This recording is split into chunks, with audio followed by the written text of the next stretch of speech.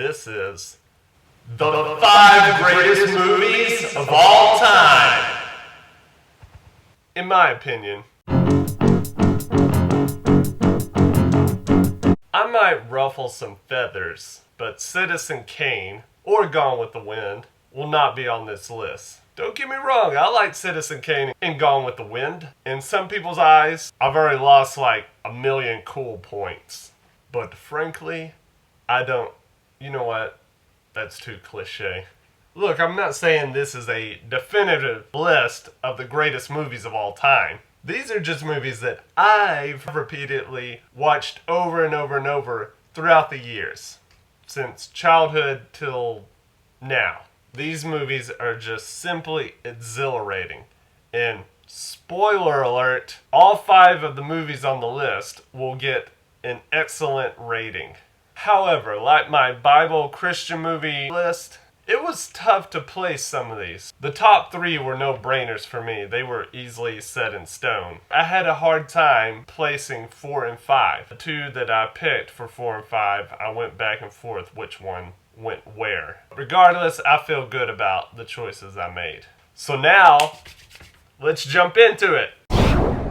No Country for Old Men. Out of the 5 movies on this list, I probably watched this one the least. Now, I have seen this movie quite a bit, but I don't repeatedly watch this movie like the other ones. That doesn't mean I think this is a lesser movie than the other films I have on the list. I don't know, I guess I just like this one sparingly. I remember going to see this at the theater, and I knew next to nothing about this movie. I don't even think I saw a trailer for it. I just went to this movie based on my dad's high recommendation of the film. From the moment the film started, I was completely immersed in it. And this was one of my best movie theater experiences. Because not only was I really involved in it, the theater was pretty full, and you could just feel the crowd's energy toward the film. They were completely mesmerized as well. I love a great movie villain. And Javier Bardem's character is one of the greatest movie villains of all time. I mean, he is like a wrecking ball. Completely intimidating, yet vastly interesting too, in his ethics. Which brings me to a point. No Country for Old Men is a very violent movie. The villain in the film has absolutely no remorse. If that might turn you off, you might not want to watch this movie. Or you could watch it on TV where the violence is much more suppressed. Or you could watch it with one of those players that automatically edit out all the bad stuff. There's a few of them. But just thought I'd throw that out there for you. This movie is very well crafted, but it feels random. And it's a very unpredictable movie. Like, loose ends aren't necessarily tied up. Other things resolve, other things don't. Things that you feel like are going to result in a climactic scene happen off screen, while other major things come completely out of the blue. I guess one of the themes of this film is life in itself is random, and there's nothing you can really do about it, as depressing as that may seem. Oh, and by the way, I love the ending. A lot of people hate it, but I dug it.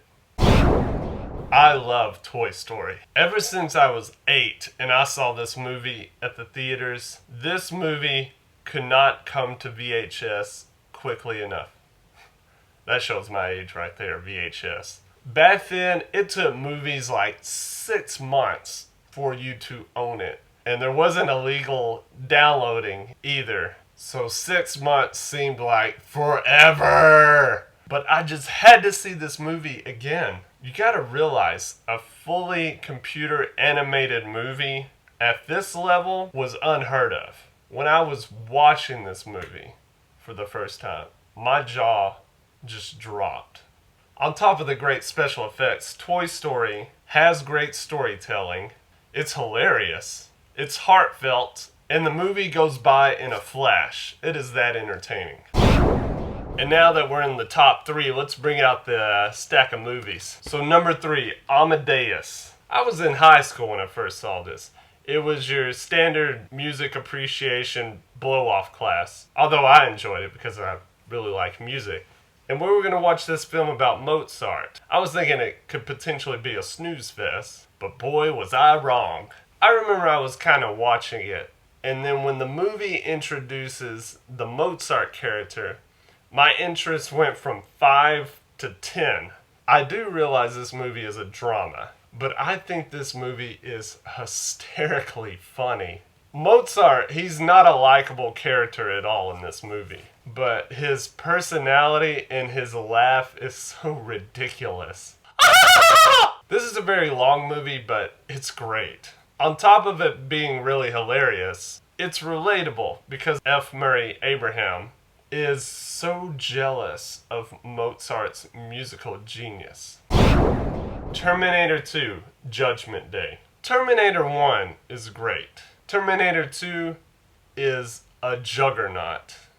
It's colossal. It's epic. Whatever over-exaggerated adjective you want to use, that's what Terminator 2 is. I know people differ on which one is better. Is it T1? Is it T2? T1? T2? To me, T2 does everything T1 does, but so much more. You know, I'm surprised sometimes when I bring this movie up in a great movie discussion and people are like, that's a cheap B sci-fi movie. It's anything but that. It's a sci-fi masterpiece and an action movie masterpiece, and more or less you could consider it a drama masterpiece. It has great acting, great music, a great villain. Like the T-1000 still looks incredible over 20 years later. And the drama is surprisingly great in the movie. The ending is especially emotional. And it has a great theme of really maybe one person can make a lot of difference in the world. Now, if the drama, weepy stuff isn't for you, as far as action goes, and I will argue this, the mall chase scene is one of the greatest, if not the greatest, action scene I've ever seen. I think it's up there with the chariot race scene in Ben-Hur. And for number 1.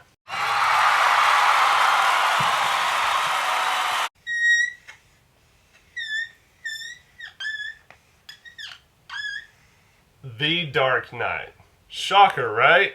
You know, I've heard people say this when I've told them that The Dark Knight is my favorite movie. They'll say, of all the movies in the world, you picked The Dark Knight? I know, I'm sorry, I can't help it.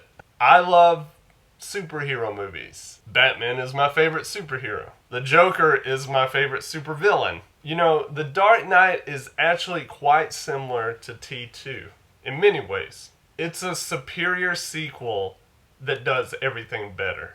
It has better music, better action, it has a better story, better drama, better tension, better surprises and plot twists, better characters, which includes a better villain. Heath Ledger's Joker is my favorite movie villain, and this movie ranks as my favorite. As superhero movies go, it doesn't get much better than this. Thanks for taking the time out of your busy life to watch my video on my opinion of what my favorite movies are. Now, I know probably your list might be quite different from mine, and that's fine. That's why it's an opinion.